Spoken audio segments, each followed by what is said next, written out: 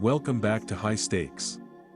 Today, we will be discussing the following MLB matches that are happening on Wednesday, August 9, 2023. We will be providing our team, total and prop picks for the day. Before we get started, please remember to subscribe to our channel and turn on notifications so you don't miss any of our videos. If you want access to our premium picks, you can check out our Patreon page. You can find the link to our Patreon page in the description and comments section below. Miami Marlins vs Cincinnati Reds. Johnny Cueto has 49 career victories and a 68.1% win percentage at Great American Ballpark, but this isn't the same Cueto that was in his prime while pitching for Cincinnati.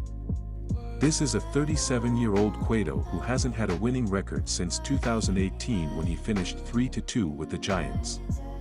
Players on Cincinnati's current roster are 8 for 29.276 lifetime against Cueto, and I do not expect him to win this pitching matchup. Graham Ashcraft is fresh off of a stellar month of July where he went 3-1 with a 1.84 ERA. With both teams struggling a bit since last week, I'm going to side with the home team, which is also the squad with a much higher ceiling offensively. Miami is lacking power and speed, which is something Cincinnati likes to use to its advantage inside this hitter-friendly ballpark.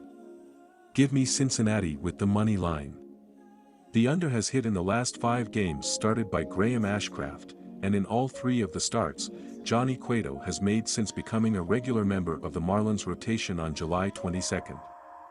The Reds' bats have been relatively quiet recently, as they only averaged 3 runs per game in their recent series at home against the Nationals, who rank near the bottom of just about every pitching category there is. The under has hit in each of Cincinnati's last 5 games, and 7 of their last 10 overall. Miami hasn't been much better, having been shut out on Sunday and held to 2 runs on Thursday and Friday last week and in Monday's series opener. The weather forecast is showing low 80s with clouds and a chance of rain on Wednesday in Cincinnati. Those aren't exactly great conditions for the ball to fly out of Great American Ballpark like it does on a hot, sunny day. I'm siding with the under 10.5 runs.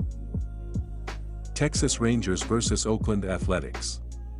The Texas Rangers and Oakland Athletics are set to face off on Wednesday night, and the Rangers are favored to win by 1.5 runs.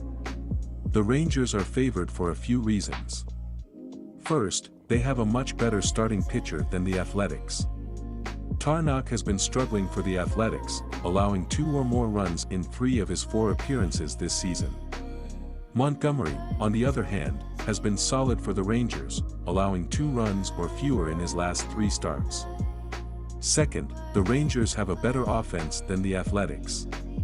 The Rangers are averaging 4.6 runs per game this season, while the Athletics are averaging 3.9 runs per game. Third, the Rangers have a better track record against the Athletics this season. In 8 games against the Athletics, the Rangers have won 6 of them, and all 6 of their wins have been by 2 or more runs. Based on these factors, the Rangers are the better bet to win on Wednesday night. I recommend taking the Rangers minus 1.5 runs.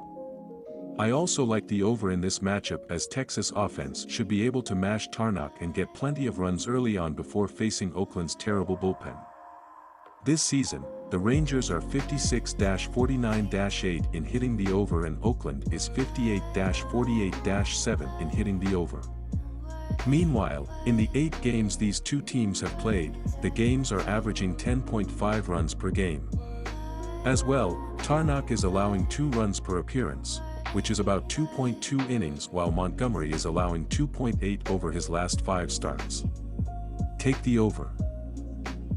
Washington Nationals vs Philadelphia Phillies. Washington is red hot, winning 4 straight and 6 of its last 8 games prior to this series. The Nationals may not be playoff bound, but they're capable spoilers. Will they close out the 2023 campaign on a high note?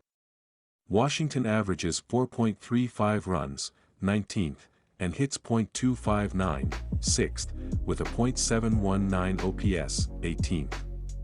The Nats have launched 99 home run balls, 29th, and stolen 82 bases, 14th, in 2023. The pitching staff has posted a 4.86 ERA, 26th, and a 1.46 WHIP, 28th, with 34 quality starts, 22nd. Washington has the fourth-best run line record, 63-49, including a 38-18 RL record as away underdogs.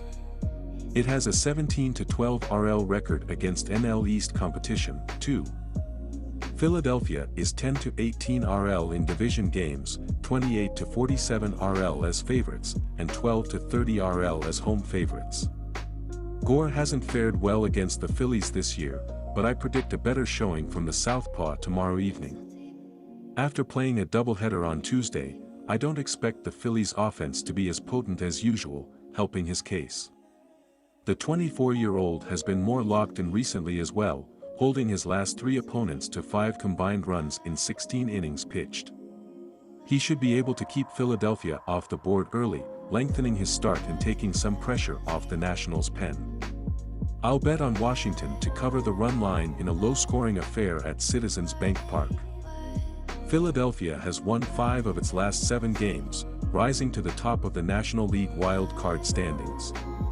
Can the defending NL champions finish strong and make a playoff run? The Phillies score 4.56 runs per game, 16th, and hit .256, 9th, with a .739 OPS, 14th. They've hit 123 home runs, 21st, and stolen 86 bases, 11th, this year.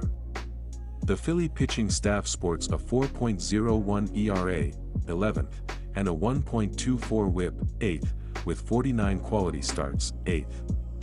Our total pick is over.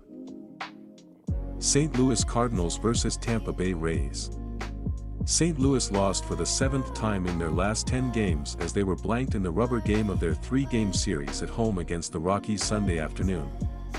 The Cardinals entered Tuesday 49-64 on the season and sat in the basement of the NL Central, 11.5 games behind the Brewers for the top spot. In the NL wild card picture, they were 10 games behind the Reds for the final playoff spot.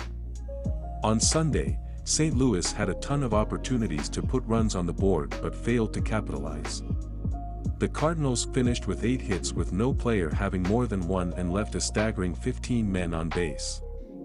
They were 0 for 9 with runners in scoring position in the contest.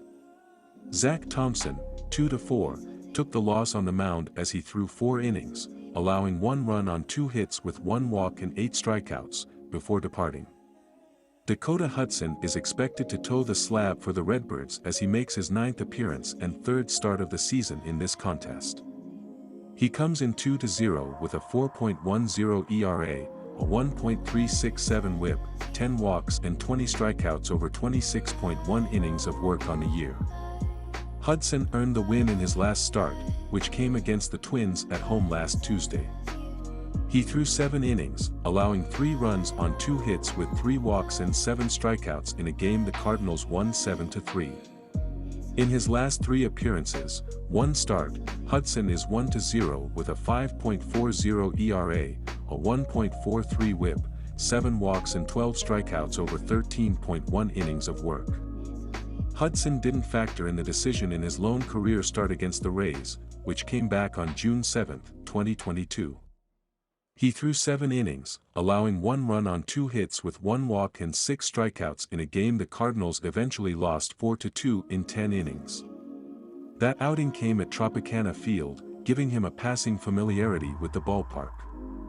The Cardinals are going nowhere fast, and even if they play hard, the fact remains that they simply don't have the depth, either in their lineup or in their pitching staff, to keep up with good teams. While Hudson was sharp in his last outing, the fact remains that he beat a Twins team that has had serious issues with putting runs on the board in timely situations this season. Facing a Tampa Bay team that is among the league's best at putting runs up is going to be a challenge. Glasnow was supposed to face the Tigers over the weekend only to miss that outing due to back spasms. The expectation is that he will go here, but even without him, we know how deep the Rays' pitching staff is. Give Tampa Bay the upper hand at home as they earn the victory here. Our team pick is Tampa Bay Rays.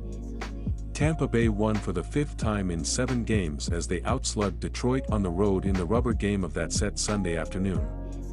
The Rays entered Tuesday 68-46 on the season and stood second in the AL East, 3 games behind the Orioles for the top spot. They owned the top wild card spot in the American League and stood 7 games ahead of the Mariners to remain on the right side of the playoff cut line. On Sunday, Yandy Diaz, 3 runs, 2 RBI, and Wander Franco, 2 runs, 2 RBI, each had 3 hits to pace a 13-hit attack for the Rays. Erasmo Ramirez didn't factor in the decision as he threw 3 innings, allowing 1 run on 3 hits with 1 walk and 3 strikeouts. Colin Poche, 9-3, earned the win in relief, allowing no runs on 2 hits with no walks and 2 strikeouts over 1.2 innings of work. Tyler Glasnow is on the mound for the Rays as he makes his 13th start of the season in this contest. He comes in 5-3 with a 3.15 ERA, a 1.078 whip, 22 walks and 96 strikeouts over 68.2 innings of work this season. Glasnow earned the win on the mound in his last start, which came on the road against the Yankees July 31st. He threw 7 innings, allowing 1 run on 3 hits with 2 walks and 8 strikeouts in a 5-1 Rays victory. In his last 3 starts, Glasnow is 2-0 with a 1.71 ERA, a 0.71 whip, 4 walks and 25 strikeouts over 21 innings of work. Glasnow makes his 7th career appearance and 3rd start on the mound against the Cardinals in this contest. He comes in 0-2 with a 2.45 ERA, a 1.036 whip, 9 walks and 17 strikeouts over 18.1 innings of work against them. Glasnow is 9-6 with a 3.19 ERA, a 1.012 whip, 44 walks and 234 strikeouts over 161 innings of work in 29 career starts at Tropicana Field. Our total pick is over.